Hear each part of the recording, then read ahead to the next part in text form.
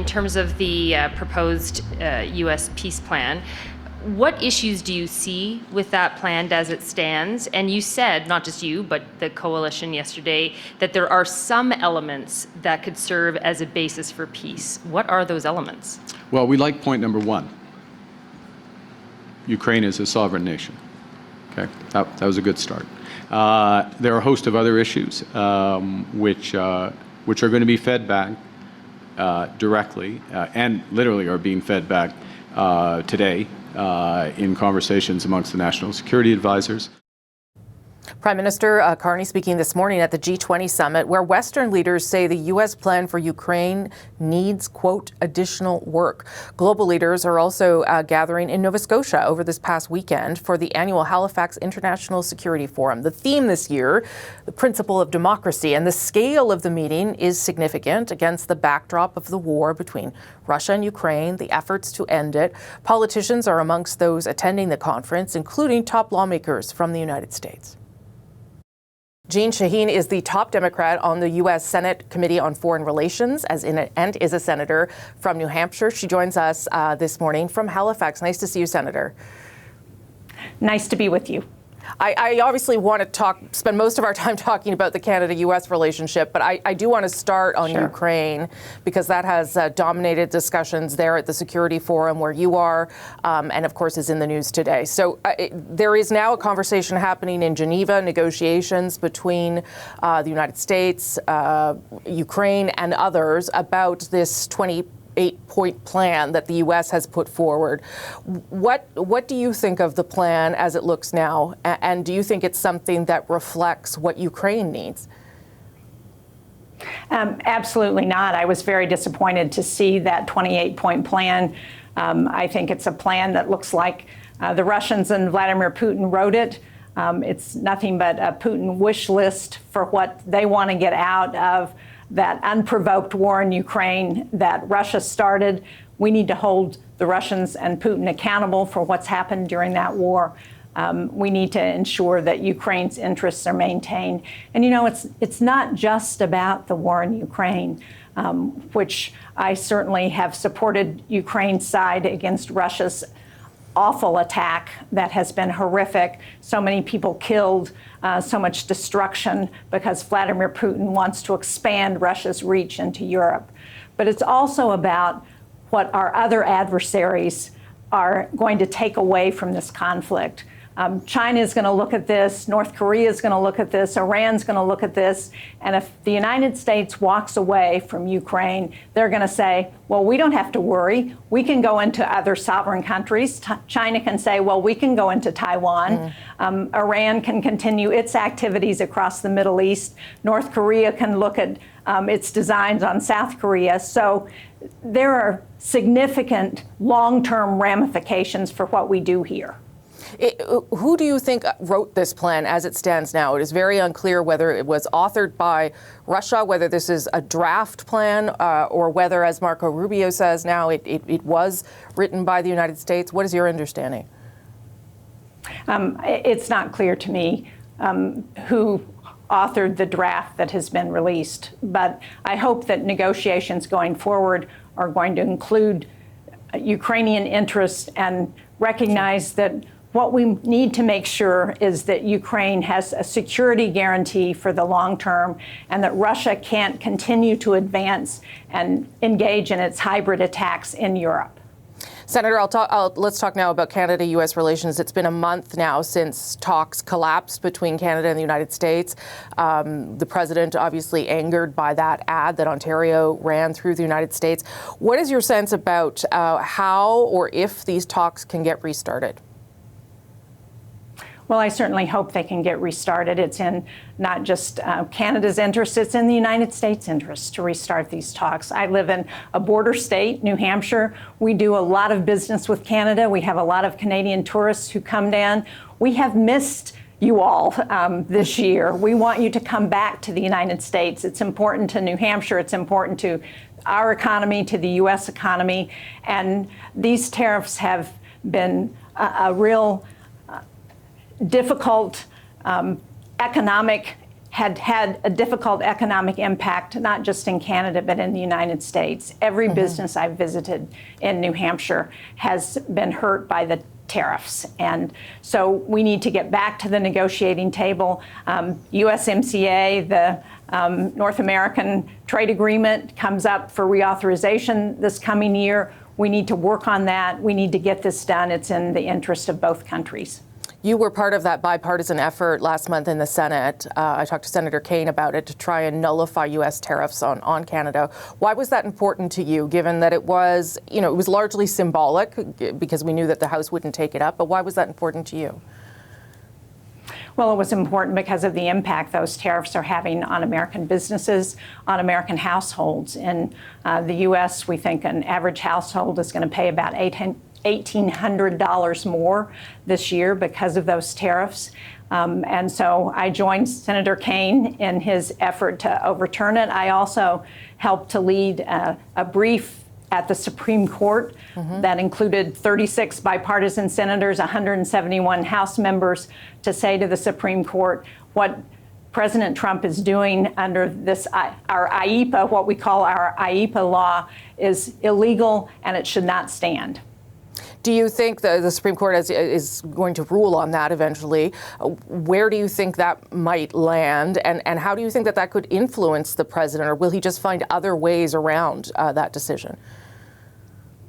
Well, I think it will have it depends on what the Supreme Court does, Sure. What the administration does. But I think if they rule against the administration, it will have significant impact. And the administration has said they'll abide by whatever the court decides. Now, we don't know how the court is going to come down. There are a lot of real serious questions about how the administration is using the law. I don't think any objective observer thinks that there is an emergency with Canada and that Canada is having a dangerous impact on America's national security. I think that's just not sellable. And so the Supreme Court raised serious questions about the president's use of those emergency powers. Do you think that the economic impact in the United States of tariffs, whether it be on Canada or other countries, is starting to be felt on Americans, and that might either impact the president or perhaps the midterms? Absolutely. The biggest issue I hear from my constituents in New Hampshire is the rising costs of living, the impact of the tariffs on grocery prices, the impact on rent, on electricity prices, on childcare, all of the major expenses that families have to pay have increased since Donald Trump took office, and the tariffs are a big piece of that. Senator Shaheen, let me end on this. Right now, the Canadian government is sort of waiting for the president to return to the table and diversifying trade. The Prime Minister right now in South Africa doing that very thing. What do you think about that approach? Do you think that the onus is now on the president to return to the table, or is it possible that these talks just don't resume? I think it's in everyone's interest for the talks to resume. Look, the United States and Canada have had one of the most complementary, most important trade relationships, one of the best friendships of any two countries in history, certainly from the United States perspective. And we want to restore the good relationship with Canada. That's why we had a strong bipartisan delegation here at the Halifax Security Forum to say we are here because we know how important relationships with Canada are. We know how important the economic relationship is, and we want to do everything we can to improve that. Okay. Senator Shaheen, good of you to make the time for us while you're in the country. Thank you so much. Thank you. Nice to be with you. David Paterson is Ontario's representative in Washington. Nice to see you again. Nice to see you, Rosemary. I know that you had Cabinet Minister Carolyn Maroney down in Washington with you this past week, and I'm wondering what has been the reception for Ontario politicians and cabinet ministers these days. Yeah, we had a wonderful day on Capitol Hill this week with Minister Mulroney, and an extremely warm welcome right across Senate and House, and of course, a lot of warm feelings for her late father and the work that they did to get us our first free trade agreement. And so we had some great discussions. She is essentially the counterpoint to the Appropriations Committee for Ontario. And so we had some very good discussions about trade and about the relationship. I wonder whether the infamous ad, you and I haven't spoken since then, came up. Of course, that is what we understand is sort of ended the talks that were ongoing. Did that come up at all with any of those officials? And did they say anything about the ad? Not really, to be honest. Maybe one Republican mentioned it because we were having a discussion about Ronald Reagan and the Mulrooney family. So it was very much not on the focus. Lots of other developments taking place here in Washington as well. So lots to talk about while we're in Congress. We reported last month that Premier Ford's, I don't know if it's anti-Trump rhetoric, but some of the things he was saying were hurting trade talks. Do you think that the approach that Ontario has taken, which I think you would agree has been very forceful, quite strong, has been helping or hurting? What's your assessment on that? Yeah, I think there is genuinely here in Washington a respect for strength and standing up for your people. And no question, Premier Ford is always going to do that and has been making sure protecting Ontario and our workers are the number one thing. We talked about that an awful lot this week with both Republican and Democrat representatives, and they understand absolutely that we want to protect our people. And a lot of the discussion goes to protecting their people as well, because as they've come back from the shutdown, talking to their businesses and their people, they're very aware that a great number of their jobs are actually to export to Canada, and they want to make sure that those are preserved as well. Do you think that the ad was a mistake? There are some people who think that it did exactly what it was intended to do, which was to get the president's attention, and other people who say, well, now we're not talking, so that's not the outcome we wanted. What do you make of it?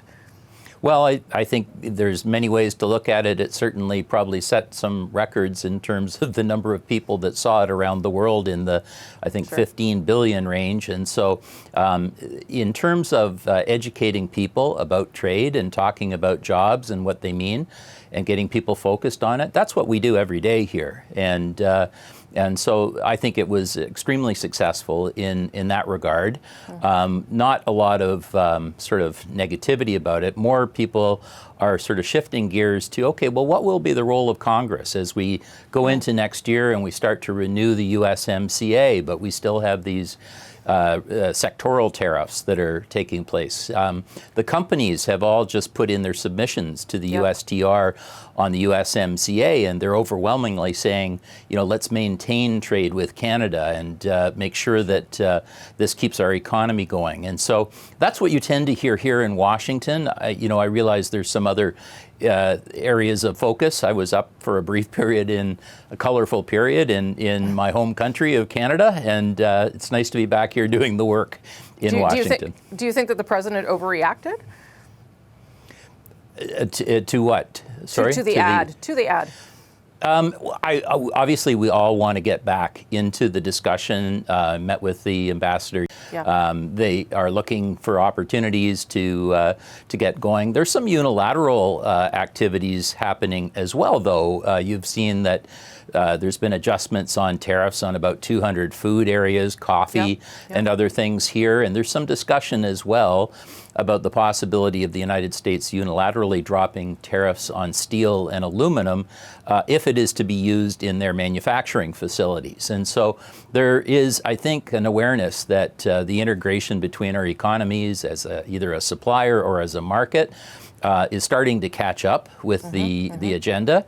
People are feeling that in their districts, and there's no substitute for talking about those things. And we continue to have a very warm kind of welcome here in the United States in those conversations.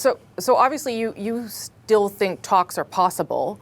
I wonder whether you think the approach right now by the Canadian government federally, which seems to be, we're here if you want to talk, give us a call, kind of waiting it out a little bit, whether you think that is the right the right path forward, or whether we should be trying to engage, have more negotiations, more conversations directly with the White House. Yeah, I think the USTR and Commerce are ready to re-engage on the president's signal, and it's entirely up to him in terms of when that will take place. But the clock is ticking towards a renewal on the USMCA. And so these issues will come to us either through dealing with inflation in the United States, dealing with companies needing to get more certainty into their supply chains, or just a crossover of these things. And so ultimately we want them to be successful and they want us to be successful.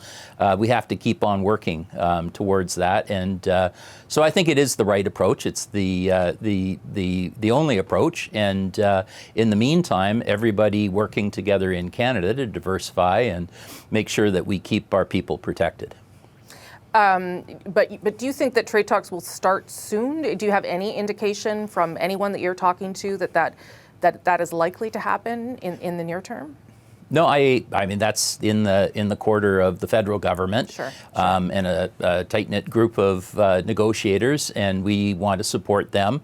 We in the provinces do a lot of that kind of work, dealing with senators and members of the House from our border states and our key trading partners, and keep reminding people that, you know, we buy more than twice as much as China. So a lot of jobs depend on us getting this right. And I feel that it's sort of, it's turning. Lots of things turning here in Washington that we're also following. But trade is, I think, one of those things. And so I suspect we will get back into discussion one way or the other. And we have to, in terms of being able to discuss the USMCA in any case. I'll just end on this. Right after the trade talks ended, we and some others reported, this isn't news to you, that Ambassador Hoekstra was swearing at you at an event here in Ottawa. And that, you know, and I talked to people who overheard it and saw it, and they were quite stunned at the use of language by the ambassador. I wonder how that made you feel, David Paterson, to take the brunt of that from him directly.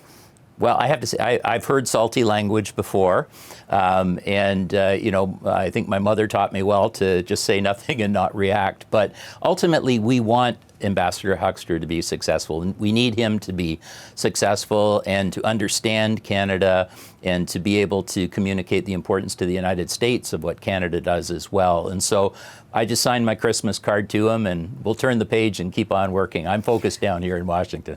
Did he apologize to you or call you or anything or reach out? No, and I didn't expect that. But on we go. Yeah. Okay. Well, you're a bigger person than I am, David Paterson. Listen, we'll speak again. Thanks for giving us your perspective from there. Thanks, Rosemary.